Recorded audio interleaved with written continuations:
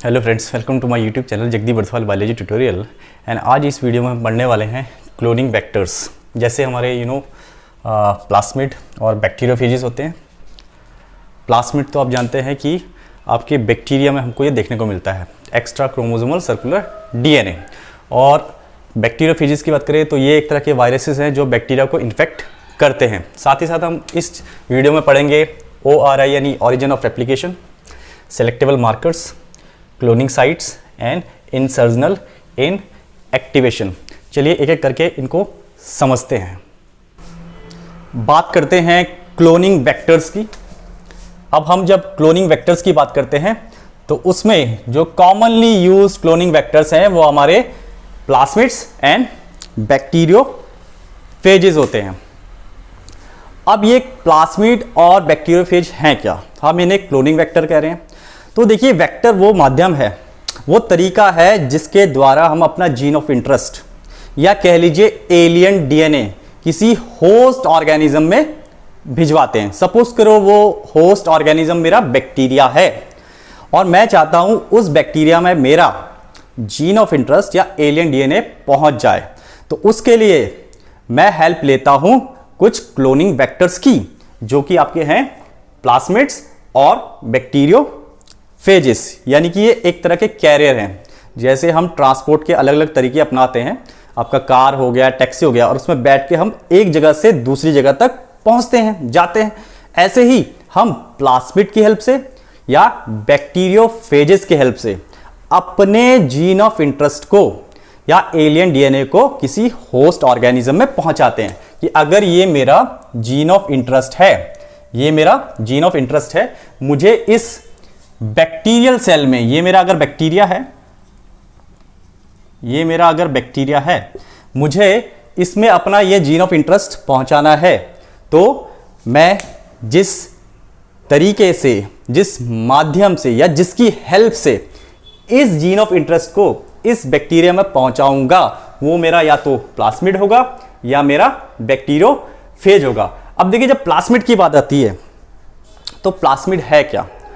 अगर ये bacterial cell आपको यहां देख रहे होंगे आप, ये जो बैक्टीरियल सेल है, इसका ये वाला, ये जो बनाया हुआ है, ये इसका क्रोमोसोमल डीएनए है, या कह सकते हैं सिंपली कह लीजिए, सिंपल वे में अगर कहना चाहें तो ये इसका मेन डीएनए है।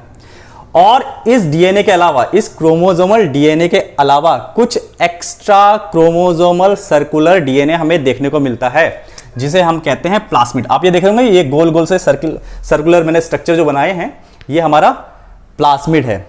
और इनमें ये एबिलिटी होती है कि ये रेप्लिकेट करेंगे, और इनका इस क्रोमोसोमल डीएनए के रेप्लिकेशन से या इस क्रोमोसोमल डीएनए से कोई लेना देना नहीं है। ये अपना अलग से रेप्लिकेट कर रहा है, इसको इस क्रोमोसोमल डीएनए से लेना देना नहीं है। यानी कि हमारा जो बैक्टीरियोफेज है और या हमारा प्लास्मिड है, वो होस्ट के अंदर या कह लीजिए बैक्टीरियल सेल के अंदर अपना इंडिपेंडेंटली रेप्लिकेट करेगा।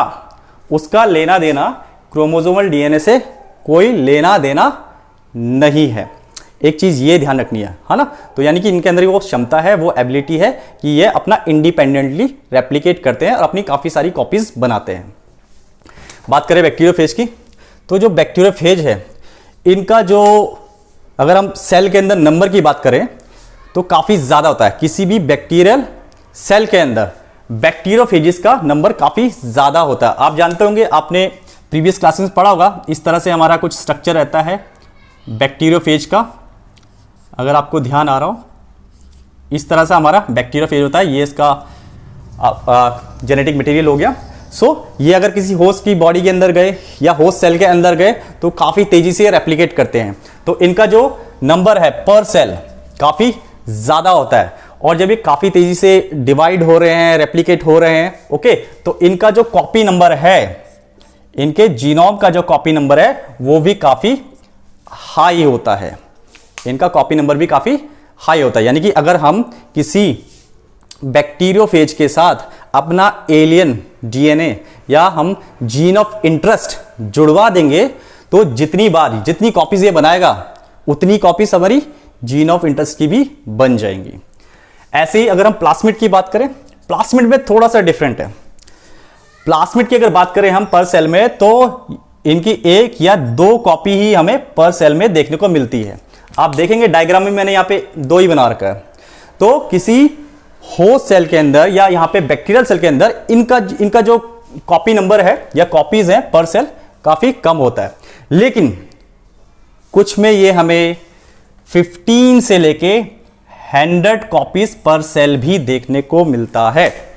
ये हमारा एनसीईआरटी में मेंशन किया है 15 to 100 कॉपीज पर सेल। होता कम है, एक या दो ही होता है जनरली, लेकिन 15 से 100 भी देखा गया है। ओके, इनका नंबर पर सेल। अच्छा, अगर आगे बात करते हैं, अगर हम अपने एलियन पीस ऑफ डीएनए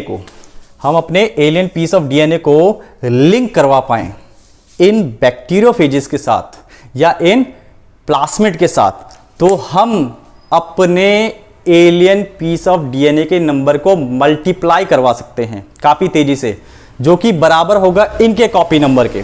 यानी कि जितनी कॉपीज इन बैक्टीरियोफेज की या प्लास्मिड डीएनए की होस्ट सेल के अंदर बनेंगी, उतनी ही कॉपीज हमारे एलियन पीस ऑफ डीएनए की भी बनेंगी, या कह लीजिए हमारे जीन ऑफ इंटरेस्ट की बनेंगी। कि अगर आप ये मान लीजिए कि ये करली लाइन में मेरा जीन ऑफ इंटरेस्ट है, ये मेरा जीन ऑफ इंटरेस्ट है, और ये मेरा प्लास्मिड है। ओके, इस प्लास्मिड के साथ मैं अपना जीन ऑफ इंटरेस्ट जुड़वा देता हूं। ये मैंने अपना जीन ऑफ इंटरेस्ट ये करली लाइन में जुड़वा दिया है, और इसको मैं किसी होस्ट ऑर्गेनिज्म में भिजवा देता हूं। ये मैंने सपोज करो बैक्टीरिया, इसमें मैंने ये भिजवा दिया। सो इसके अंदर ये जितनी बार रेप्लिकेट करेगा, ये रेप्लिकेट किया, ये मैं करली लाइन दिखा रहा हूं। ओके, जितनी बार रेप्लिकेट करेगा, यहां पे मैं 3 टाइम दिखा रहा हूं, और यहां पे ये जो करली दिखा रखा है, ये मेरा क्या है, जीन ऑफ इंटरेस्ट है। तो जितनी बार रेप्लिकेट किया, यानी कि यहां पे 3 बार रेप्लिकेट किया, तो 3 बार रेप्लिकेट होने के साथ साथ मेरा जीन ऑफ इंटरेस्ट यहां पे भी, यहां पे भी, यहां पे भी देखने को मिल रहा है। यानी कि जितनी ही अपनी कॉपीज बनाएगा, जितना इसका कॉपी नंबर होगा, उतना ही मेरा जीन ऑफ इंटरेस्ट का भी कॉपी नंबर होगा। तो सेम 3 बार आपका ये प्लास्मिड डिवाइड किया, और तीनों बार जब ये डिवाइड हुआ, रेप्लिकेट हुआ, मेरा जीन ऑफ इंटरेस्ट भी उसमें था। तो ये सबसे बड़ा फायदा मिलता है कि अगर प्लास्मिड का कॉपी नंबर सपोज करो 200 है ना, 200 बार वो डिवाइड हुआ या रेप्लिकेट हुआ, तो 200 बार मेरा जीन ऑफ इंटरेस्ट भी तो रेप्लिकेट हुआ। ओके, तो यानी कि मेरे जीन ऑफ इंटरेस्ट की भी 200 कॉपीज बन गई हैं। तो ये इसमें सबसे बड़ा फायदा है। अगर प्रेजेंट डे के वेक्टर्स की बात करें, तो जो हम आजकल यूज कर रहे हैं, उनको इस प्रकार से इंजीनियर किया गया है कि हम अपना जीन ऑफ इंटरेस्ट या एलियन डीएनए उनके साथ बहुत ही आसानी से जुड़वा पाते हैं। दूसरा, हम ये सिलेक्शन कर पाते हैं कि कौन सा रिकॉम्बिनेंट है, कौन सा नॉन रिकॉम्बिनेंट। हमने रिकॉम्बिनेंट डीएनए टर्म पहले वीडियो में भी पढ़ी हुई है। अगर मैं आपको समझाऊं, रिकॉम्बिनेंट डीएनए का मतलब क्या होता है, 2 डिफरेंट डीएनए अगर कहें, 2 डिफरेंट डीएनए के सेगमेंट हमने आपस में जुड़वा दिए, तो उसको हम रिकॉम्बिनेंट डीएनए कह देते हैं। अब देखिए, यहां पे हम कह रहे हैं कि ये सिलेक्शन में हेल्प करता है रिकॉम्बिनेंट्स एंड नॉन रिकॉम्बिनेंट्स की। सपोज करो ये जो करली लाइन में मैंने दिखाया है, ये हमारा जीन ऑफ इंटरेस्ट है, ये हमारे प्लास्मिड है दोनों। ओके, ये दोनों प्लास्मिड है। सपोज करो इसमें मैंने इस तरीके से ये करली लाइन ये दिखाई है, और ये करली लाइन ये शो कर रही है कि इस प्लास्मिड में मेरा ये जो जीन ऑफ इंटरेस्ट है वो मौजूद है। इसमें मैंने करली लाइन नहीं दिखाई है, तो यानी कि इस प्लास्मिड में मेरा जीन ऑफ इंटरेस्ट मौजूद नहीं है। जिस प्लास्मिड में मेरा जीन ऑफ इंटरेस्ट मौजूद है, उसे मैं कहूंगा रिकॉम्बिनेंट डीएनए, या उसे मैं रिकॉम्बिनेंट कहूंगा, क्योंकि इसमें मेरा जीन ऑफ इंटरेस्ट प्रेजेंट है। तो ये जो आपका प्लास्मिड है, ये क्या है, एक्स्ट्रा क्रोमोसोमल सर्कुलर डीएनए है, यानी कि एक डिफरेंट डीएनए के साथ मैंने ये जीन जुड़वा दिया। ओके, तो ये रिकॉम्बिनेंट कहलाया। इसमें ये करली लाइन मैंने कहीं दिखाई हुई नहीं है, दैट मीन्स इसमें मेरा जीन ऑफ इंटरेस्ट या मेरा एलियन डीएनए प्रेजेंट नहीं है। तो जिसमें मेरा एलियन डीएनए प्रेजेंट नहीं है, वो मेरा नॉन रिकॉम्बिनेंट है। अब वेक्टर क्या रहा है, चाहे बैक्टीरियोफेज है चाहे प्लास्मिड है, वो कर क्या रहा है, वो मेरे जीन ऑफ इंटरेस्ट को कहां ले जा रहा है, होस्ट तक ले जा रहा है। तो अगर मुझे भिजवाना है, तो मैं तो इसको भिजवाऊंगा ना होस्ट में, जिसमें मेरा जीन ऑफ इंटरेस्ट है। मैं उस प्लास्मिड या उस वेक्टर को भिजवाऊंगा होस्ट में जिसमें मेरा जीन ऑफ इंटरेस्ट है। सो इस वाले प्लास्मिड में मेरा जब जीन ऑफ इंटरेस्ट है ही नहीं, तो इसको मैं किसी होस्ट ऑर्गेनिज्म में भिजवा भी दूं तो मेरा कोई फायदा ही नहीं है, क्योंकि अगर ये रेप्लिकेट करके अपनी कॉपीज बना रहा है ना, तो मेरा क्या फायदा होगा? मेरा तो कुछ फायदा होगा ही नहीं, क्योंकि इसमें मेरा जीन ऑफ इंटरेस्ट है ही नहीं। तो मैं भिजवाऊंगा किसको? मैं इसको भिजवाऊंगा आपके होस्ट ऑर्गेनिज्म में। तो ये जो सिलेक्शन हमें करना है कि किसमें मेरा जीन ऑफ इंटरेस्ट आया, किसमें मेरा जीन ऑफ इंटरेस्ट नहीं आया, उसमें भी ये हेल्प कर रहा है ना, जो हमारी एनसीईआरटी में दिया है, सिलेक्शन ऑफ रिकॉम्बिनेंट्स। तो ये रिकॉम्बिनेंट है और नॉन रिकॉम्बिनेंट, ये नॉन रिकॉम्बिनेंट है, इसके सिलेक्शन में भी हेल्प कर रहा है। ओके, सो हम इसको अपने होस्ट ऑर्गेनिज्म में भिजवा देंगे। जब ये वहां पे रेप्लिकेट करेगा तो हमारा भी जीन ऑफ इंटरेस्ट या एलियन डीएनए रेप्लिकेट करेगा और फ्यूचर में हमें कोई स्पेसिफिक प्रोडक्ट बना के देगा। तो ये भी इसका एक बहुत बड़ा फायदा है। नाउ फीचर्स की बात कर लेते हैं। Features that are required to facilitate cloning into a vector. एक वेक्टर में क्लोनिंग के लिए हमें किन किन फीचर्स की जरूरत होती है, ओके, उनकी बात कर लेते हैं। सबसे पहला है हमारे पास origin of replication. Origin of replication, so ये ऑरिजिन ऑफ रेप्लिकेशन क्या होता है वो आपको बताते हैं। ये वो सीक्वेंस है जहां से आपकी रेप्लिकेशन स्टार्ट होती है। ओके, ये वो सीक्वेंस है जहां से हमारी रेप्लिकेशन स्टार्ट होगी। अगर आप देखेंगे एक क्लोनिंग वेक्टर दिया हुआ है PBR322 और उसमें आप देखेंगे यहां पे ORI लिखा हुआ है, ORI। So this is our origin of replication. अगर हम इस PBR322 की बात करें तो इस PBR322 में ये आपका वो सीक्वेंस है जहां से आपकी रेप्लिकेशन स्टार्ट होगी। साथ ही साथ आप देख रहे होंगे यहां पे PST1 लिखा हुआ है, PVU1, EcoR1, CLA1, HIND3, BAMH1, SAL1, PBU2। ये सारी आपकी रेस्ट्रिक्शन साइट्स हैं। ये क्या है? सारी आपकी रेस्ट्रिक्शन साइट्स हैं जहां पे आके ये रेस्ट्रिक्शन एंजाइम्स आपके कट लगाएंगे। साथ ही साथ आप देख रहे होंगे अंदर की तरफ AMPR और TETR लिखा हुआ है। ये आपके एंटीबायोटिक रेजिस्टेंस जीन है। AMP यानी एम्पिसिलिन रेजिस्टेंस और TET यानी टेट्रासाइक्लिन रेजिस्टेंस। साथ ही साथ आप देख रहे होंगे यहां पे अंदर ROP लिखा हुआ है। तो ये ROP कोड करता है एक स्पेसिफिक प्रोटीन को। ओके, ROP कोड करता है एक स्पेसिफिक प्रोटीन को जो इस प्लास्मिड के रेप्लिकेशन में हेल्प करता है। ओके, सो हमें अभी बात करनी है ORI की। सो ये ORI वो सीक्वेंस है जहां से इस प्लास्मिड में या इस वेक्टर में आपकी रेप्लिकेशन स्टार्ट होगी। तो हम क्या करते हैं, हमारा जो एलियन पीस ऑफ डीएनए है या हमारा जो जीन ऑफ इंटरेस्ट है, हम कोशिश करते हैं कि इस ORI के कहीं आजू बाजू हम अपना जीन ऑफ इंटरेस्ट या एलियन डीएनए अपना लगवा दें।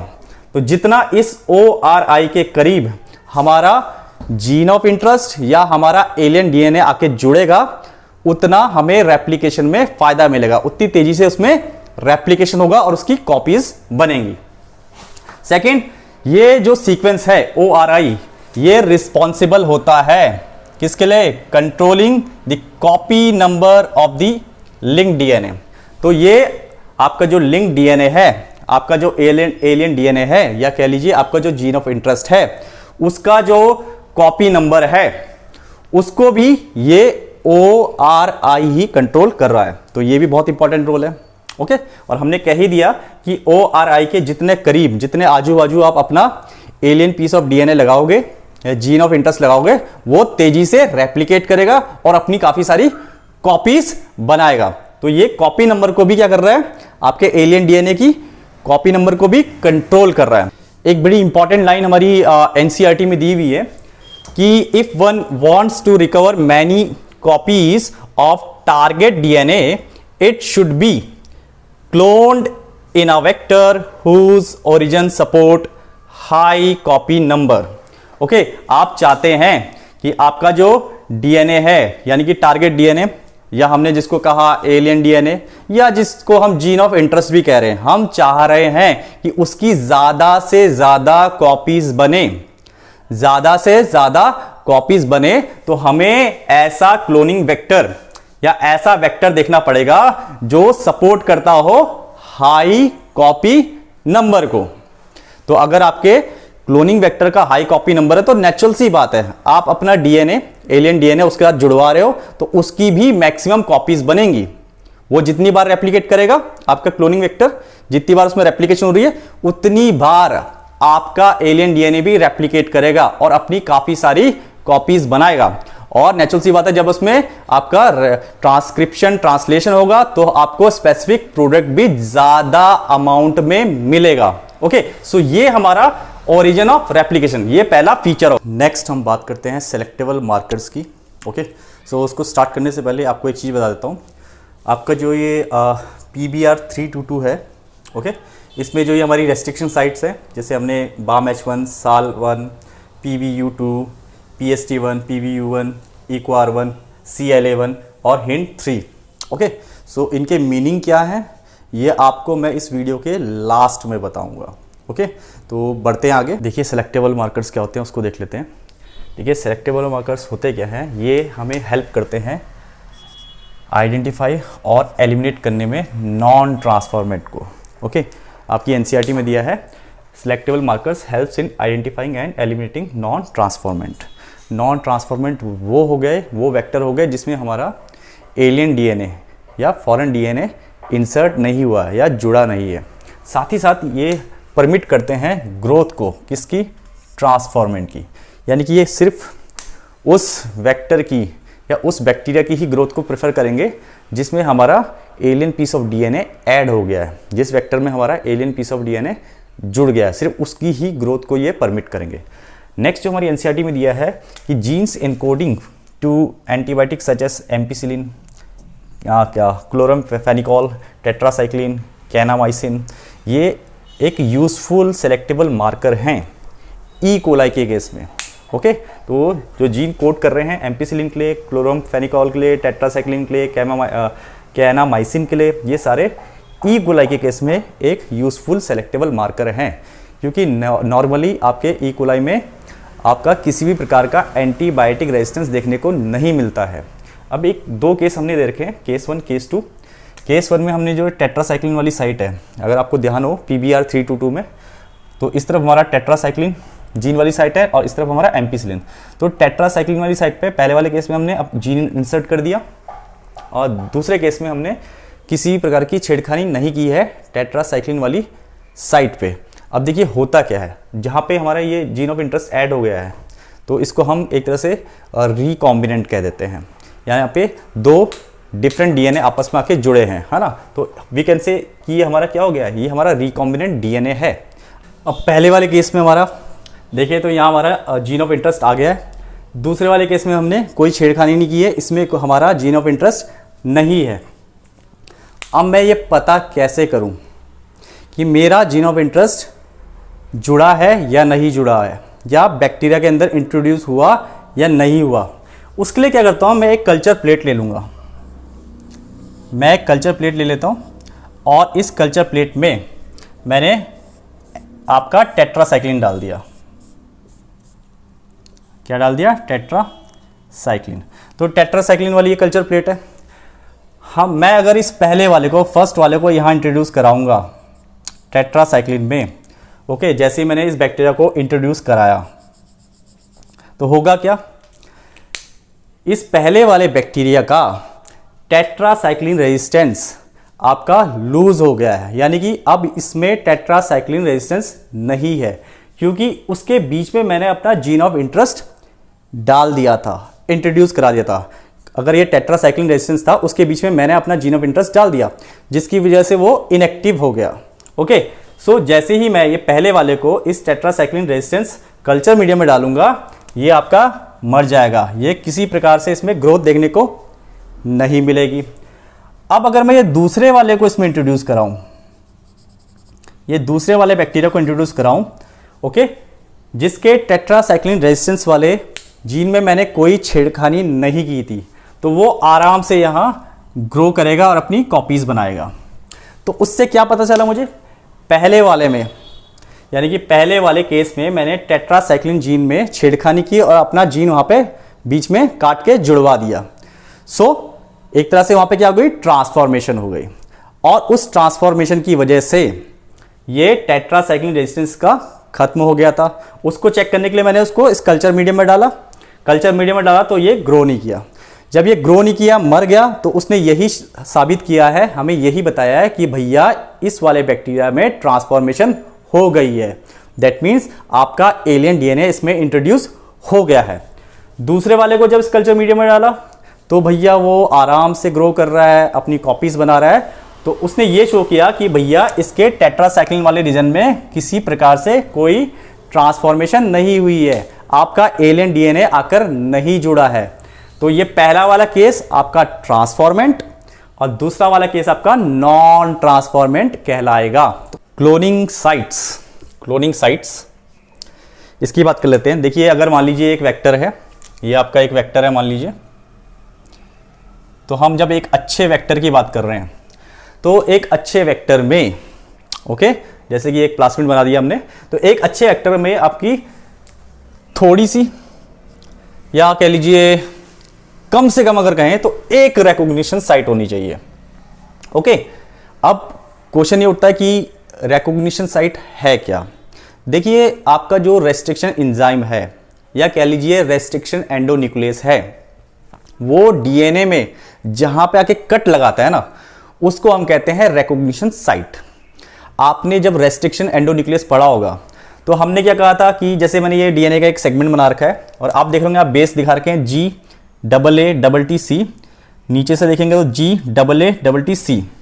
तो ये जो रेस्ट्रिक्शन एंडोन्यूक्लियस है, ये क्या करता है, पूरे डीएनए के सेगमेंट को पहले रीड करेगा। रीड करने के बाद जब उसको ऐसे बेस पेयरिंग मिल जाएंगी, दैट मीन्स पैलिंड्रोमिक सीक्वेंसेस, कि हम उसको लेफ्ट टू राइट पढ़ रहा हूं GAATTC और राइट टू लेफ्ट पढ़ रहा हूं GAATTC। तो ऐसी जब उसको साइट मिलती है या ऐसे पैलिंड्रोमिक सीक्वेंसेस जब उसे मिल जाते हैं तो वो कट लगा देता है। तो हम क्या कह रहे हैं कि आपका जो वेक्टर है उस वेक्टर में ऐसी रिकॉग्निशन साइट या तो एक हो या जैसा दो हो, ज्यादा होने पे गड़बड़ हो जाती है। क्योंकि अगर ज्यादा होगा, आपका जो रेस्ट्रिक्शन एंडोन्यूक्लियस है, अगर वो ज्यादा बार कट लगाए कि एक रिकॉग्निशन साइट यहां पे उसने यहां कट लगाया, एक कट यहां लगा दिया, एक यहां लगा दिया, एक यहां लगा दिया, एक यहां लगा दिया, तो जितने ज्यादा कट लगाएगा हमको उतने ज्यादा फ्रेगमेंट्स देखने को मिलेंगे, है ना। एक टुकड़ा ये, एक टुकड़ा ये हो गया, एक ही हो गया, एक ही हो गया, एक ही हो गया, काफी सारे फ्रेगमेंट हो गए। और इन ज्यादा फ्रेगमेंट्स के कारण आपकी जो जीन क्लोनिंग है ये काफी ज्यादा कॉम्प्लिकेटेड हो जाती है। जितनी बार काटेंगे डीएनए को या हम कह लीजिए इसे प्लास्मिड को, जितनी बार कट लगाएंगे उतनी बार जुड़वाना भी पड़ेगा। तो इससे क्या होता है, जो क्लोनिंग की प्रोसेस होती है काफी ज्यादा कॉम्प्लिकेटेड हो जाती है। तो हम कोशिश करते हैं कि आपकी रिकॉग्निशन साइट एक ही हो तो ज्यादा बेटर है, या ज्यादा दो हो, ज्यादा होने पे प्रॉब्लमेटिक है। सेकंड, अगर बात करते हैं आगे, देखिए अगर मुझे अपना एलियन डीएनए ओके, उसको अगर मुझे किसी वेक्टर के साथ जुड़वाना हो, मान लीजिए कि ये मेरा वेक्टर है, अब मैं चाहता हूं इसके साथ मेरा लाइगेशन हो जाए एलियन डीएनए का, यानी कि मेरा एलियन डीएनए आके जाके लाइगेट हो जाए या जुड़ जाए। जो मेरा एलियन डीएनए है वो इसके साथ अगर जुड़ना चाहता है तो वो मैं करवाऊंगा कहां पे, मैं करवाऊंगा आपकी रेस्ट्रिक्शन साइट पे। और रेस्ट्रिक्शन साइट पे तो करवाऊंगा, लेकिन वो प्रेजेंट कहां पे है, जहां पे आपके एंटीबायोटिक रेजिस्टेंस जीन प्रेजेंट है। क्योंकि यहां पे हम बात कर रहे हैं PBR322।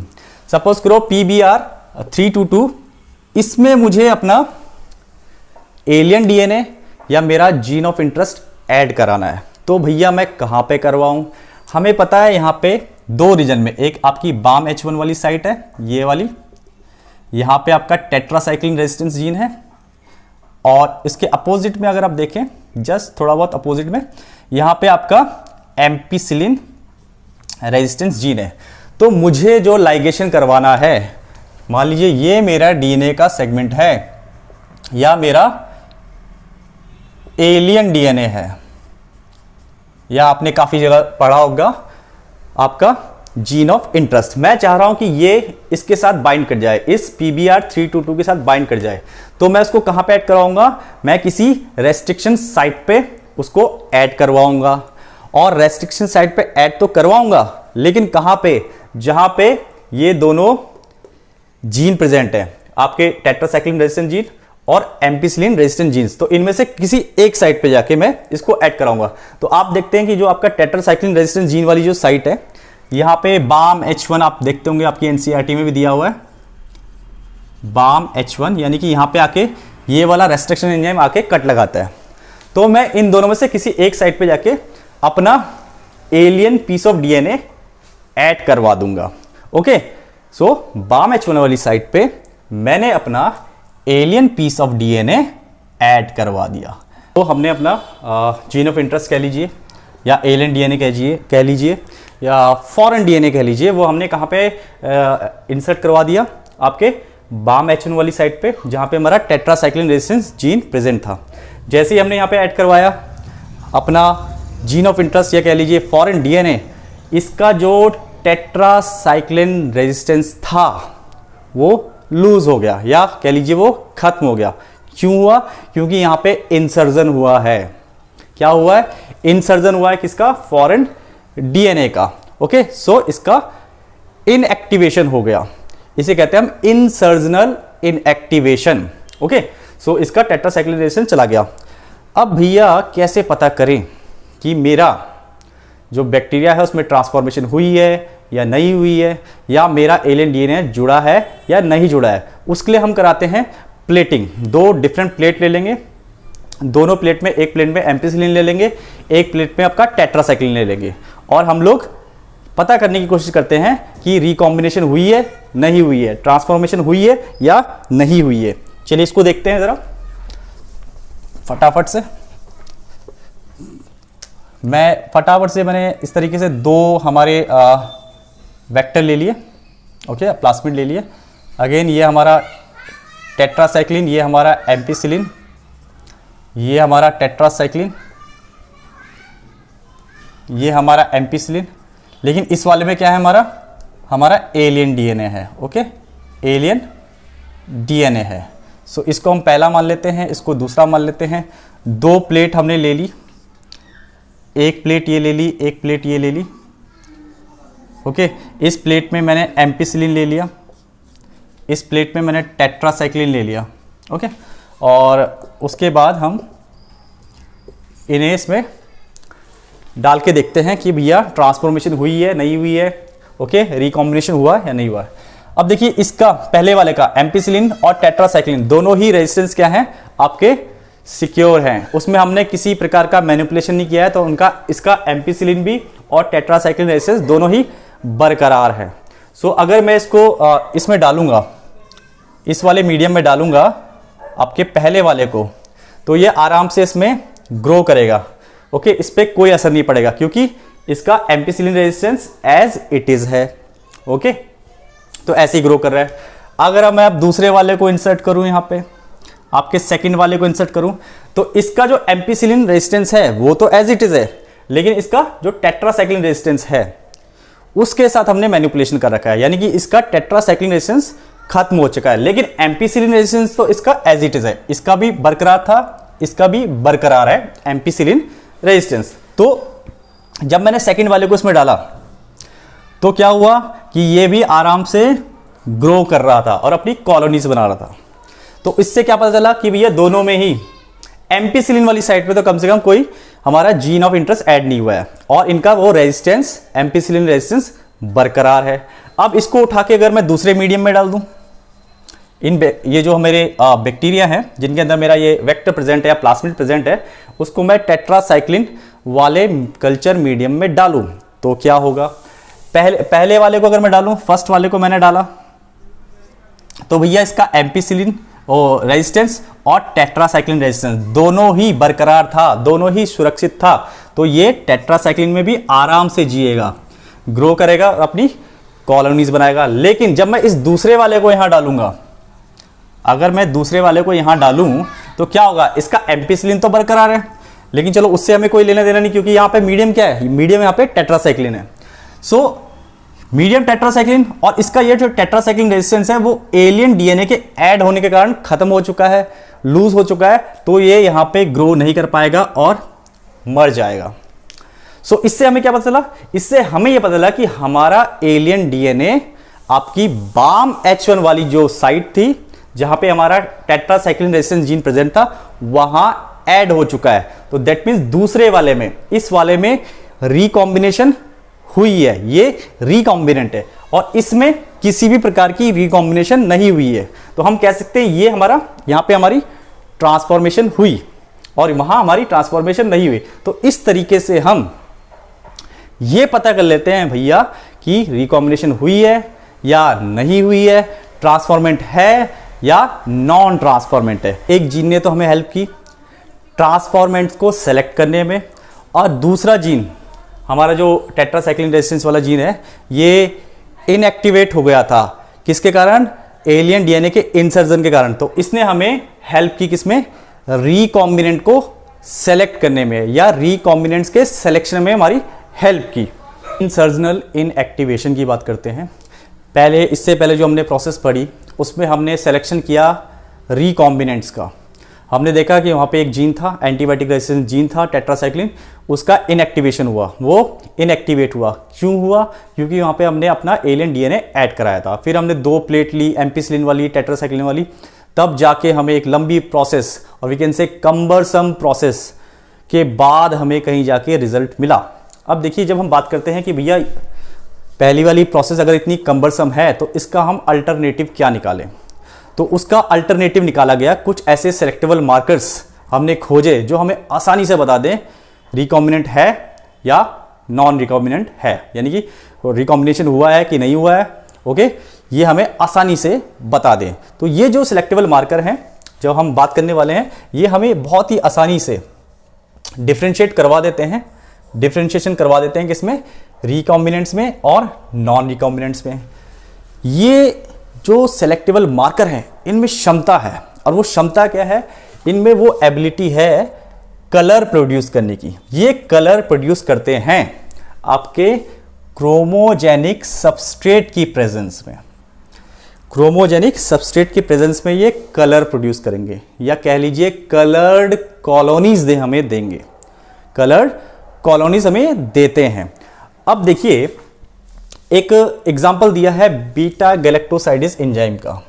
अगर हम बीटा गैलेक्टोसाइडेस एंजाइम के कोडिंग सीक्वेंस में, हम इसके कोडिंग सीक्वेंस में आरडीएनए डाल दें, किसके, बीटा गैलेक्टोसाइडेस एंजाइम के कोडिंग सीक्वेंस में अगर आरडीएनए हम अपना रिकॉम्बिनेंट डीएनए ऐड कर दें तो इसका इनएक्टिवेशन हो जाता है, जिसे हम कहते हैं इंसर्जनल इनएक्टिवेशन।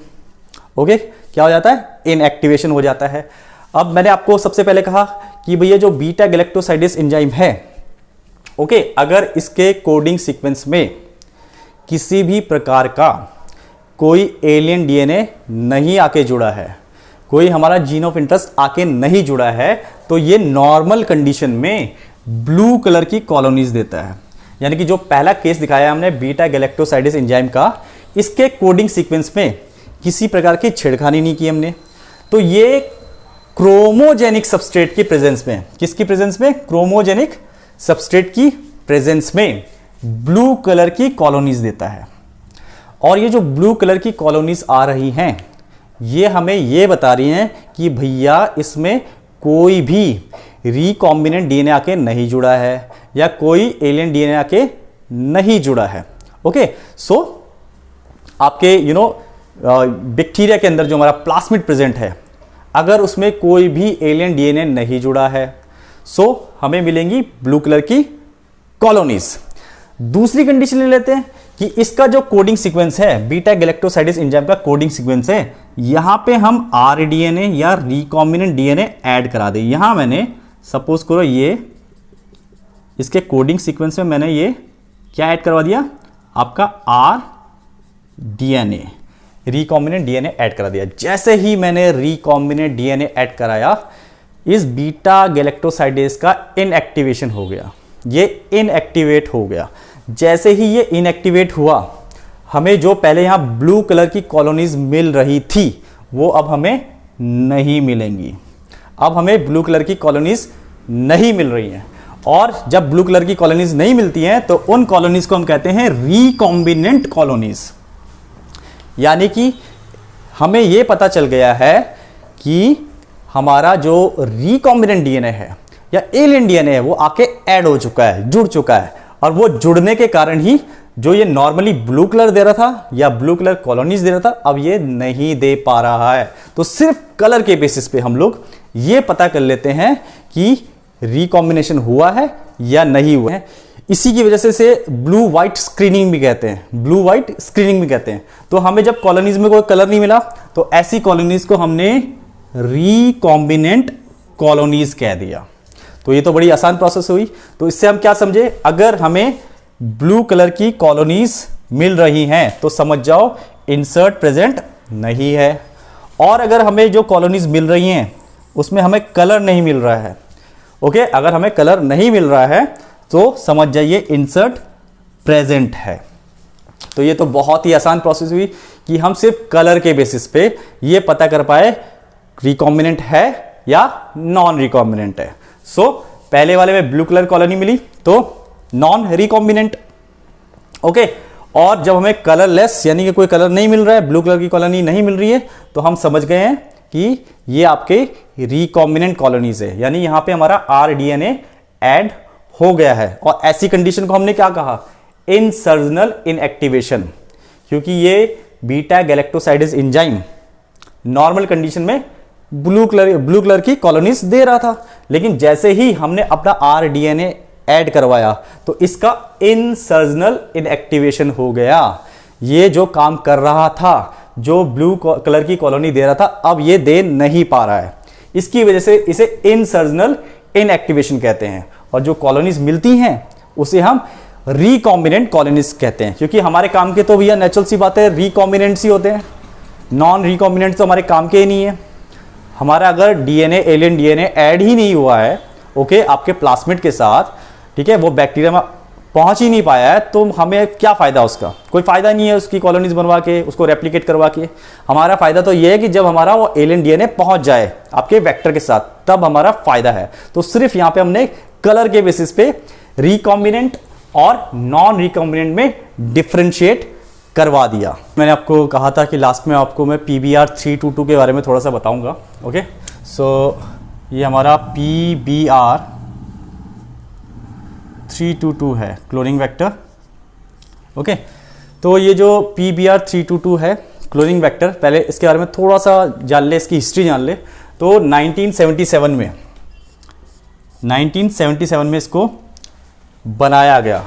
ये पहला आर्टिफिशियल क्लोनिंग प्लास्मिड है। ये पहला क्या है, आर्टिफिशियल क्लोनिंग प्लास्मिड है। अब इसका नाम जो PBr 322 है, इसको समझ ले। तो P जो है इसमें, P प्लास्मिड को इंडिकेट कर रहा है, ओके। फिर है B है बॉलीवर, यानी कि ये वो इंसान है जिसने इसको बनाया होगा, डेवलप किया होगा। तो B का मतलब बॉलीवर है, और दूसरा जो R है, R का मतलब है रॉड्रिगेज, ओके। और जो 322 लास्ट में लगाया हुआ है, ये 322 इन्होंने नंबरिंग दी है ताकि ये डिफरेंशिएट कर पाए जो और वेक्टर्स इन्होंने लैब में तैयार किए होंगे। अब इनके नाम को देख लेते हैं।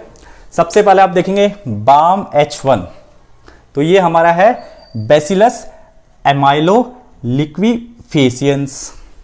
दूसरा है साल 1, ये है आपका स्ट्रेप्टोसाइस एल्बस, ओके। फिर यहां पे नीचे आ जाइए PVU2, तो ये प्रोटियस वल्गैरिस। उसके बाद ऊपर बढ़ते हैं PST1, ये है आपका प्रोविडेंसिया स्टुअर्ट, ओके। उसके बाद थोड़ा सा और ऊपर बढ़ते हैं प्रोटियस वल्गैरिस।